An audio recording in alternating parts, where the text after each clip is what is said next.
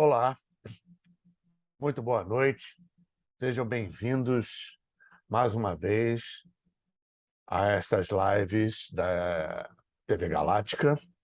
Meu nome é Paulo Iannuzzi e, como sempre, agradeço muitíssimo a Karen Rodrigues, ao Wagner Dorim, à TV Galáctica, essa oportunidade que sempre me dão para estar aqui com vocês.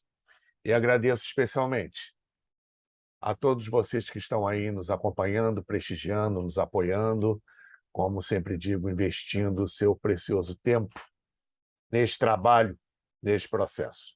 Muito obrigado a todos. O tema de hoje é uma frase que vem do Antigo Egito, que é a expressão da posição das estátuas dos faraós que ladeiam os pilonos de alguns templos. Pilonos são aquelas fachadas trapezoidais de frente dos templos que dão acesso, com seu portal central, aos templos antigos egípcios. E de cada lado do portal temos duas estátuas grandes de um faraó e à sua frente dois obeliscos.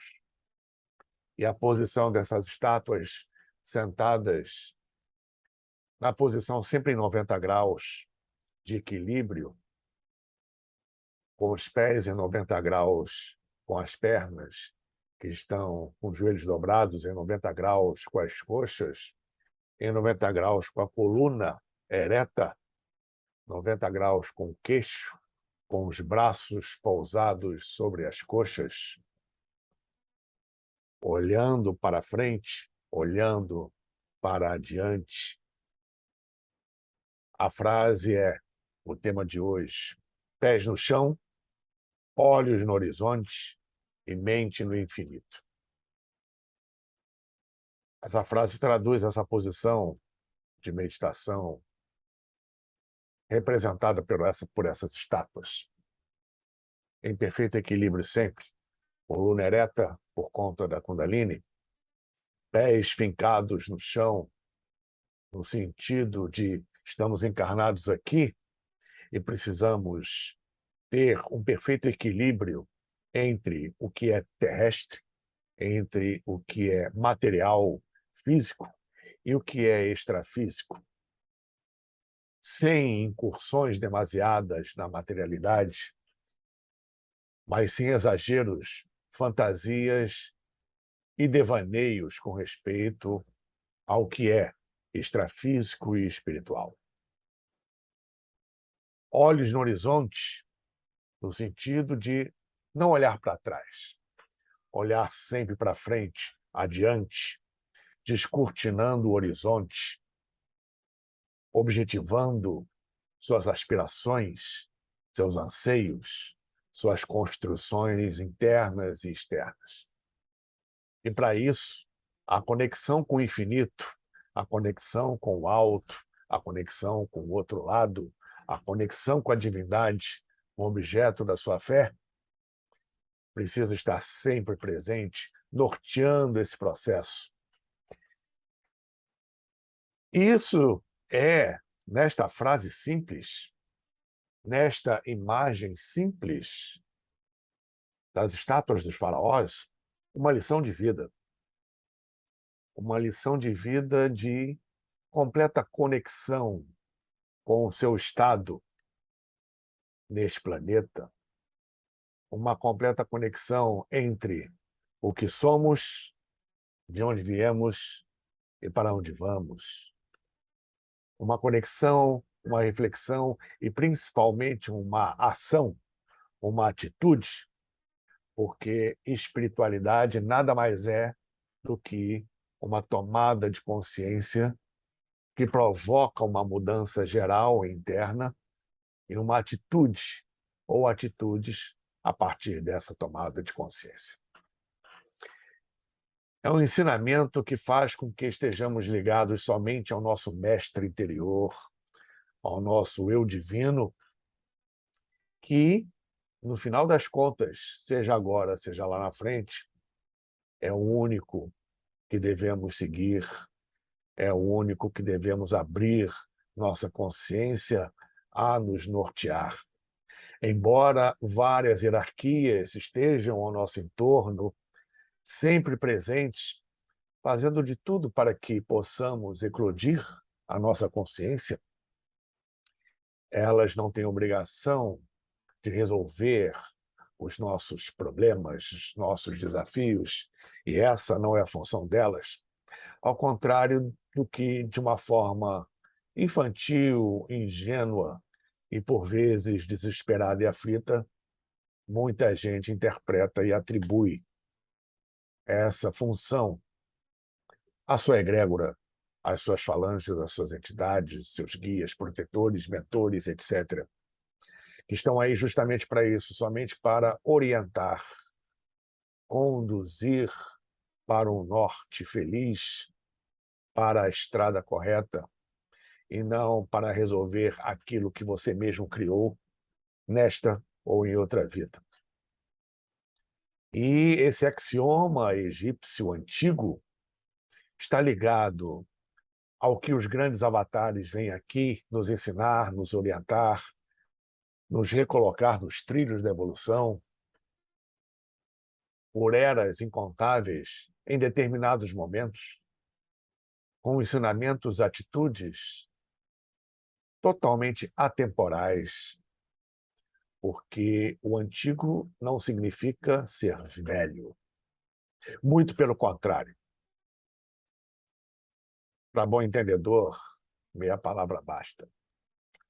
E, nesse sentido, não somente a civilização egípcia, como outras tantas civilizações antigas que tiveram em seu seio a energia que migra e o seu processo de descortinamento da vida e da evolução, na tomada de consciência, um processo puramente iniciático, em que o conhecimento mais cedo ou mais tarde aparece e será necessário para uma alavanca desse processo de eclosão, pois, se o conhecimento salva vidas, ele muito mais ajuda a nortear um caminho de perfeito equilíbrio entre a mente e o coração, entre o intelecto e o que você tem como emoção positiva, dominando as negativas, dinamizando os sentimentos, em perfeito amálgama com o processo mental.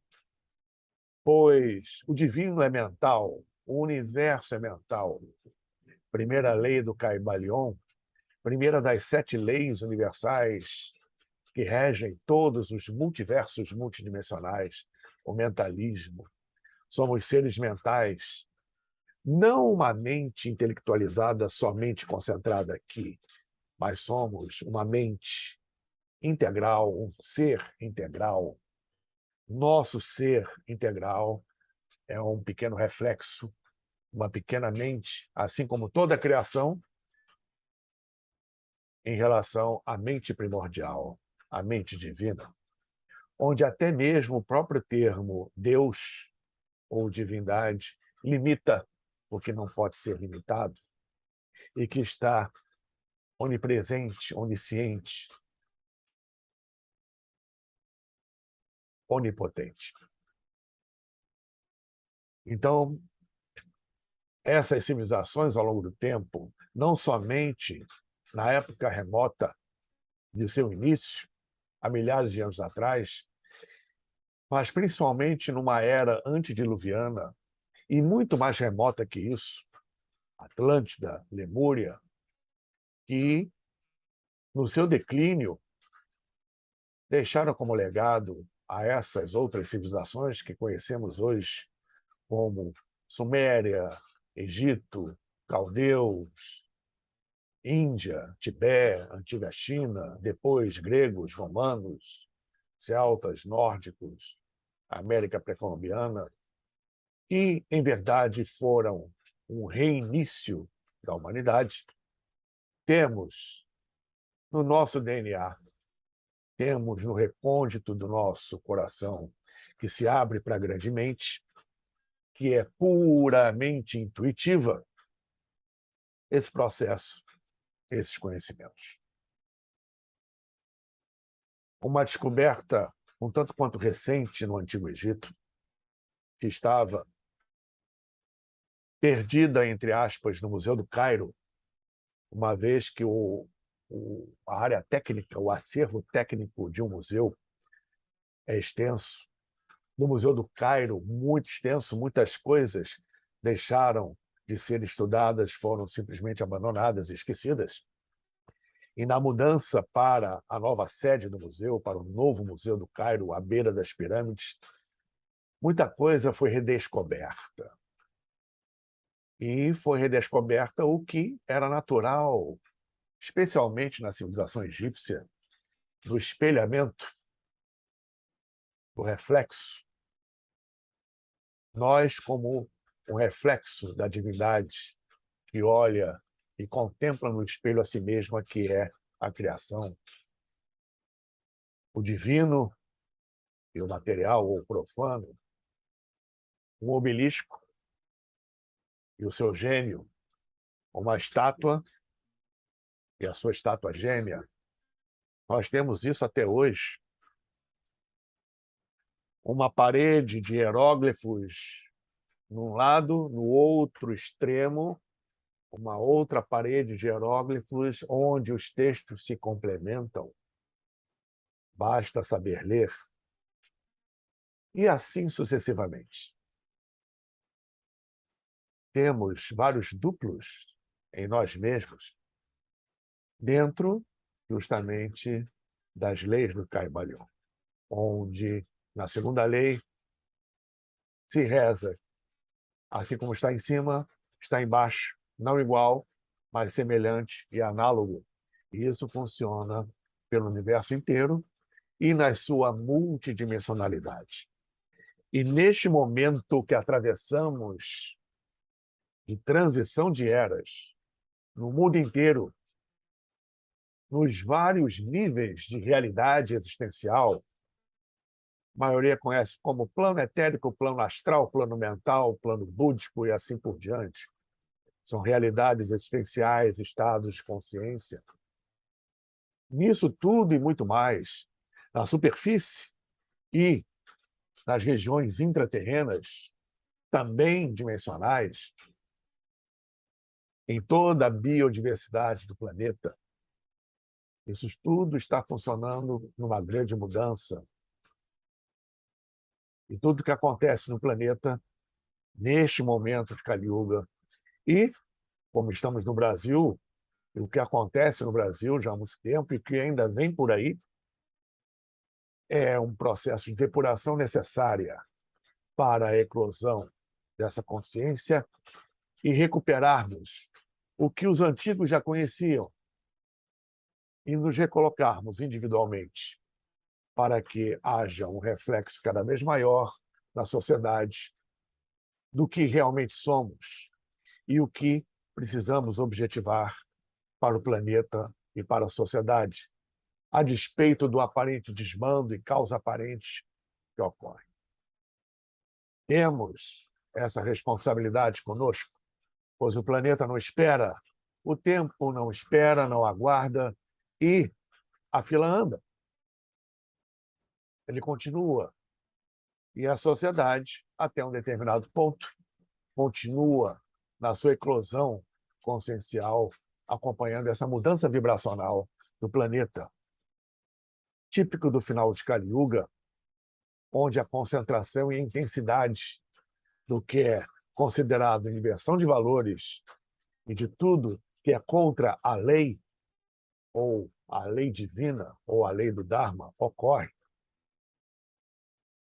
E essa tomada de consciência é cada vez mais necessária dentro desse orar e vigiar.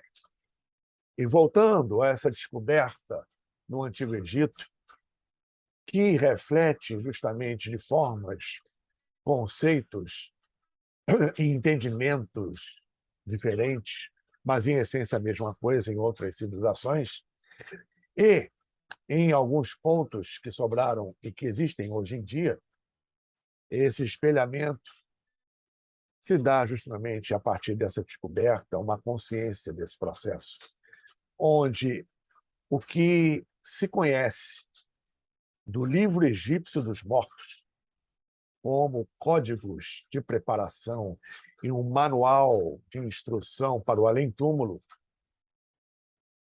onde até o termo foi classificado erroneamente pelos egiptólogos, em que o livro egípcio dos mortos é, na verdade, o livro de saída para a luz. Esse é o título correto desse compêndio de magia, de técnica, de encantamentos para a observância do que passamos no além-túmulo normalmente, dentro desse escopo, segundo o entendimento egípcio antigo, que não é muito diferente do que realmente ocorre. O que foi encontrado é justamente a porção em hieróglifos, em papiros, não somente papiro, mas principalmente um objeto de couro que, pelo próprio clima egípcio, é de difícil manutenção, estraga rápido e em pouco tempo, mas foi muito bem guardado um pergaminho, foi muito bem guardado um rolo, melhor dizendo, escrito em couro. Os egípcios escreviam muito em couro, mas pouco se sobrou nos dias de hoje com essas documentações.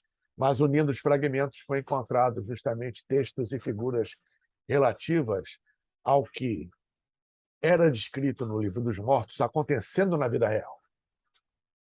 Não nas tumbas, mas nos templos.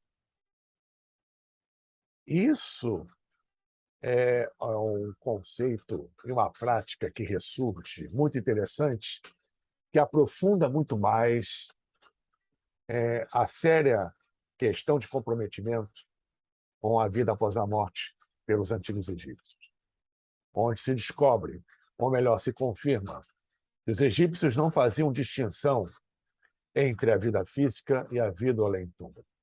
Era uma coisa só que se complementam. Um não existe sem o outro.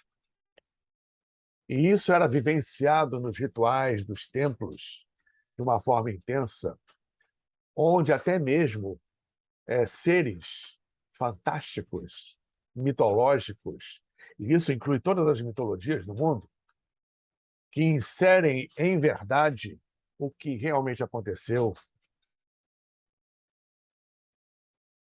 Um parênteses, para se conhecer a fundo o que realmente aconteceu na história da humanidade, guardadas as suas devidas proporções, é necessário um estudo mais profundo sobre a mitologia.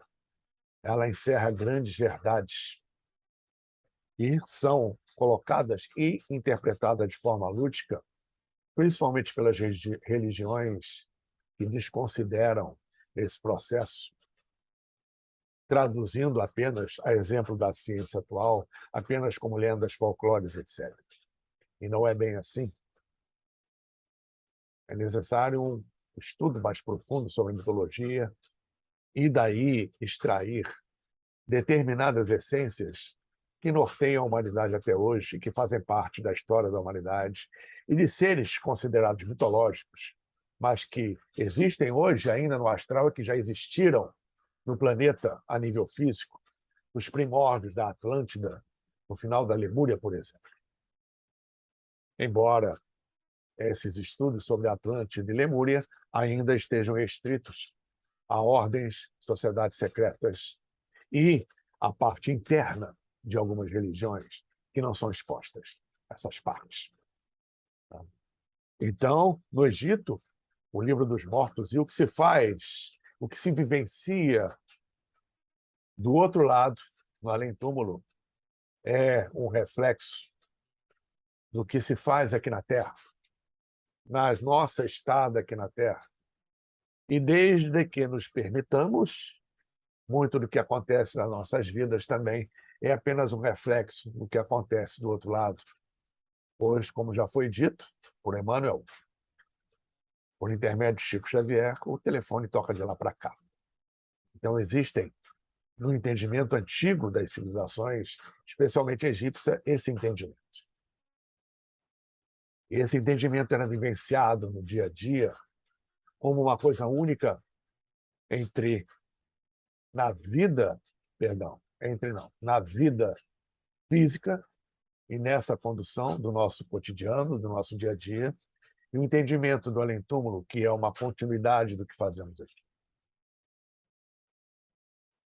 Então fica bem claro nesse conhecimento milenar, que também é posto de outras formas hoje, e que, infelizmente, as pessoas hoje, muitas delas afastadas da luz, afastadas do seu eu divino e desnorteadas nesse mergulho na matéria, sofrem pelo que elas próprias produziram ao longo de encarnações durante esse tempo todo, desses milênios, criando formas de pensamento coletivas densas, em que agora a conta chegou de uma forma individual e coletiva, pelo simples fato de elementos bastante simples não serem vivenciados, conhecimentos que fazem com que retornemos à casa do Pai de uma forma consciente e nos redescobramos no nosso real potencial, no que realmente somos, e não esse arremedo de ser humano que ainda não está formado, vivenciado, infelizmente, pela grande massa nessa transição de eras, onde uma porcentagem considerável dessa grande massa, ao passar para o outro lado, já está sendo conduzida para um outro lugar fora do planeta Terra, a recomeçar, redescobrindo o fogo e a roda, na Idade da Pedra, o seu processo evolutivo. Por tudo aquilo que vem criando e ainda cria, desconsiderando a lei universal, a lei divina, a lei do Dharma, ou simplesmente a lei, que é totalmente apolítica, apartidária e totalmente isenta dos valores e conceitos que a humanidade se impõe e considera que são o norte de sua vida. Então, nesse mergulho, nessas descobertas ou redescobertas antigas, interiores, e em termos documentais, vemos, mais uma vez, que, por exemplo, no Egito, muitos rituais eram feitos nos templos e que foram espelhados no Livro dos Mortos, mostrando assim que a vivência no plano físico, de uma forma real e de uma forma simbólica, é daí que vem o estudo da iconografia simbólica, que é tão importante nesse processo, tem o seu reflexo do outro lado, da continuidade da vida, e vice-versa, uma vez que aqui, o que fazemos, como o general Máximos no filme Gladiador, sem fazer aqui propaganda, diz que o que fazemos em vida ecoa na eternidade. Não somente ecoa na eternidade, como é preparatório para a nossa próxima vida. E, do outro lado, vivenciamos aquilo que também produzimos aqui, não deixando de preparar o caminho simples, divino ou sinuoso e tortuoso a partir de nossos pensamentos, palavras e ações, que devem ter um cunho cada vez maior, segundo o nosso próprio mestre, o mestre que veio para todos nós, do orai e vigiai, tão necessário e constante hoje em dia. Em resumo, aquele que se preocupa com elementos puramente materiais, aquele que ataca o seu irmão, aquele que fala mal do outro, que cuida da vida do outro, é porque está vivenciando um momento ou tendo uma vida infeliz, desregrada interiormente, desproporcional, frustrada. Algo de muito errado existe com esse indivíduo fora da lei, que se preocupa, ainda mais nesse momento de transição planetária, mais com a vida do outro do que com a própria vida. E um dos passos primordiais para a felicidade, para a paz do espírito, para a construção de algo positivo, nos degraus da evolução, principalmente, e na tomada de consciência, é cuidar da sua própria vida. E isso é ignorado. Infeliz daquele que não faz isso. Infeliz, não somente infeliz, mas de uma inteligência altamente questionável e limitada, pois perde um tempo precioso em cuidar do que realmente é importante, de si mesmo nessa transição planetária, de si mesmo em todos os níveis, para que ele possa prestar um auxílio, porque até mesmo o que se chama caridade tem um processo próprio e particular, muito mais profundo e amplo do que o entendimento puro e simples do que é colocado por aí em relação a esse termo, a essa prática. Então, muita gente reclama, muita gente aponta: nossa, eu não faço mal a ninguém, mas por que isso está acontecendo comigo? Por que eu estou passando por isso? Por que Deus está fazendo isso comigo? Por que eu estou sozinho? Por que essas coisas acontecem na minha vida, na minha casa? E assim por diante, em termos de saúde física, em termos de saúde emocional, saúde mental, saúde material, financeira, saúde social, saúde interna, as suas frustrações internas. Está tudo muito bem na sua vida, aparentemente, mas eu não estou feliz, não estou satisfeito, não consigo sorrir, não consigo me alegrar. A minha casa não está como eu queria. A vida não anda, caminhos fechados, etc. E o indivíduo vai correndo para lugares, para pessoas, a fim de que algo externo resolva o que ele mesmo provocou em termos de desequilíbrio. O indivíduo não para pensar o que eu estou emanando para o universo, o que eu estou vibrando em mim, o que eu estou emanando para as pessoas, para as situações, para a minha casa, para o meu entorno. Lembrando que as paredes não só têm ouvidos, mas acumulam energia, formas de pensamento que ficam agregadas às paredes. O que eu estou emanando para o universo? E o universo envia de volta. A lei do retorno é certa e implacável.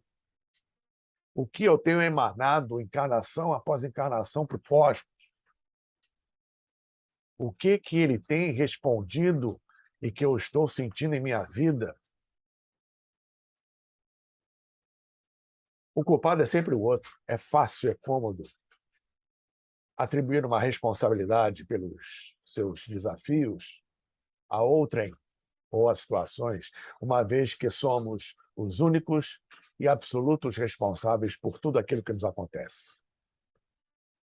Então pare, olhe no espelho, reflita o que você tem emanado para o universo. O universo responde. De forma positiva ou negativa, não importa, porque energia não tem sexo. Não existe energia negativa ou positiva. Você transforma a energia nessa qualidade densa, de frequência baixa, ou uma qualidade de frequência alta, ou sutil, leve. Depende de você, depende de nós, o que você tem emanado para o universo. Pare, pense se reformule, mude, tenha uma tomada de consciência que é a verdadeira espiritualidade. Espiritualidade se resume a isso. Pois uma tomada de consciência, uma reflexão nisso, vai fazer com que você tenha o mínimo de coragem para fazer algo por si e mudar tudo aquilo que você tem e que oferece suporte para o que não presta. Pés no chão, olhos no horizonte, mente no infinito. E esses conhecimentos milenares e transmilenares expostos aqui, uma pequena gotícula dentro do que foi descoberto, no caso no Antigo Egito, mas que é um reflexo de milênios no mundo inteiro, para lá e para cá, dentro das escolas iniciáticas e na prática cotidiana de qualquer um, no sentido positivo, de alta frequência, intuitiva, mental no geral, e o que você sente no seu coração, é o que verdadeiramente norteia e que faz a comunhão com o divino, com o cosmos, com todo o seu processo evolutivo. E, mais uma vez, lembrando que todos nós escolhemos estar encarnados neste momento planetário por algum bom motivo. Então, aproveite, não jogue fora a sua encarnação. Ficamos por aqui. Agradeço mais uma vez a TV Galáctica, na figura de Karen Rodrigues, Wagner Dorim, muito obrigado. Agradeço a você que esteve nos acompanhando, prestigiando, apoiando, investindo seu tempo nesse trabalho. Muito obrigado a todos vocês e agradecendo sempre ao Eterno. Pés no chão, olhos no horizonte, mente no infinito. Que o Divino abençoe a todos nós abundantemente. Namastê. Jai Om Tat Sat.